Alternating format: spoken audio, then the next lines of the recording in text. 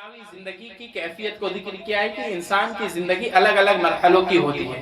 اللہ رب العالمین نے فرمایا وَاعْلَمُوا أَنَّمَا الْحَيَاةُ الدُّنْيَا لَعِبٌ وَلَهْوٌ وَزِينَةٌ وَتَفَاخُرٌ بَيْنَكُمْ وَتَكَاثُرٌ فِي الْأَمْوَالِ وَالْأَوْلَادِ، اور جان لو کہ دنیا کی زندگی یہ کھیل کود اور زینت، خوبصورت بن کر بن ٹھن کر گھومنا، تفاخر ایک دوسرے پر فخر بیان کرنا کہ دیکھو میرے پاس یہ ہے، میرے پاس یہ ہے، اس طرح سے ایک دوسرے سے فخر میں آگے بڑھنے کی کوشش کرنا، یہ ہے دنیا کی زندگی کی حقیقت۔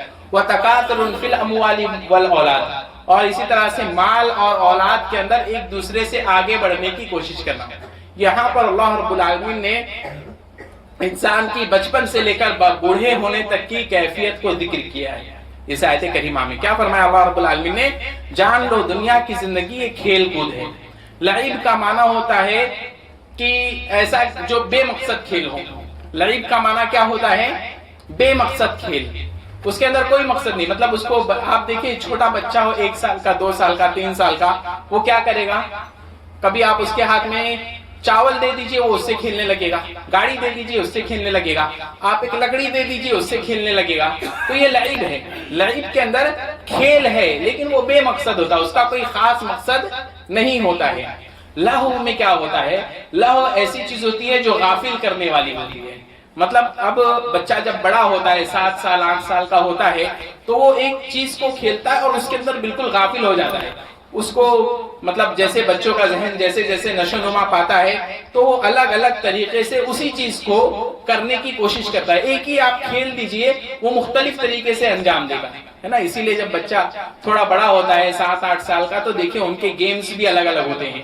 اب ذہن کے یعنی دماغ لگانے والے کھیل ان کو دیے جاتے ہیں، مطلب ان کے لیے آپ سرچ بھی کریں گے کہ اور کون سے کھیل بچوں کے لیے، تو ان کے لیے دماغ لگانے والے کھیل، کیونکہ وہ اب ایسے مرحلے کو پہنچ گیا ہے کہ وہ الگ الگ طریقے سے کیا ہے اس کام کو انجام دینے کی کوشش کرے گا۔ تو یہ لہو ہے، اب وہ اسی میں لگا رہے گا، دوسرا آپ کام کریے وہ اس طرف جلدی نہیں جائے گا۔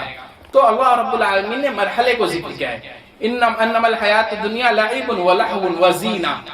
اب جب بچہ اور بڑا ہوتا ہے، 11 سال 10 سال کا ہوا تو خوبصورت بننے کی، لڑکی ہو یا لڑکا ہو، میں اچھا دکھ رہا ہوں یا نہیں، میرا کپڑا اچھا ہونا چاہیے۔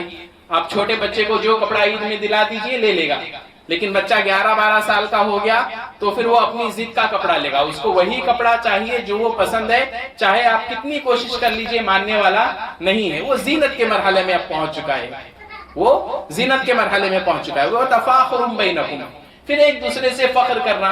جب 18 سال 20 سال 22 سال اس مرحلے میں پہنچتا ہے تو دیکھو میرے پاس یہ ہے، میرے پاس یہ چیز ہے، میرے گھر میں یہ ہے، ایک دوسرے سے آگے بڑھنا اور فخریہ طور پر بیان کرنے کی کوشش ہوتی ہے۔ اور اس کے بعد پھر آدمی جب 40 سال 50 سال یہاں پہنچتا ہے تو اب وہ کوشش کرتا ہے مال زیادہ ہو، اولاد زیادہ ہو۔ تو یہ اللہ رب العالمین نے زندگی کے سارے